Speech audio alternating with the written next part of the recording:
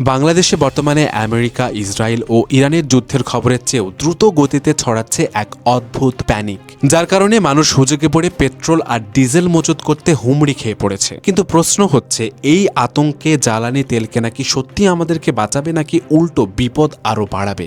সরকারি তথ্য আর বিপিসি পরিষ্কার জানিয়ে দিয়েছে যে দেশে জ্বালানি তেলের কোনো সংকট নেই, বরং আমাদের হাতে বর্তমানে 30 থেকে 45 দিনের পর্যন্ত স্টক রয়েছে, যেখানে ডিজেল 2 সপ্তাহ এবং পেট্রোল ও অকটেন 4 সপ্তাহ চলার মতো মজুত রয়েছে।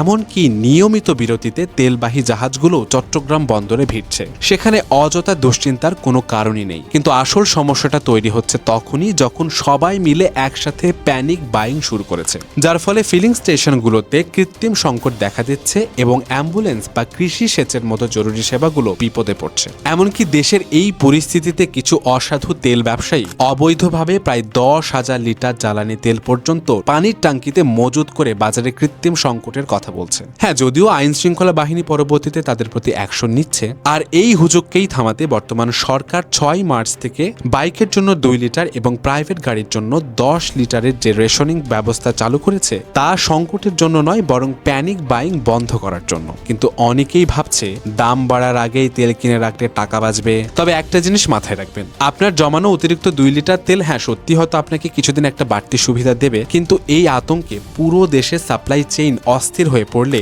সবকিছুর দাম দ্বিগুণ হয়ে যাবে। তাই এই মুহূর্তে আমাদের জন্য সবচেয়ে বড় ঝুঁকি কোনো যুদ্ধ নয়, বরং মানুষের অপ্রয়োজনীয় ভয়। তাই গুজব এড়িয়ে স্বাভাবিকভাবেই জ্বালানি তেল কেনাই একজন সচেতন নাগরিক হিসাবে আমাদের সবচেয়ে বড় গুরুত্বপূর্ণ দায়িত্ব।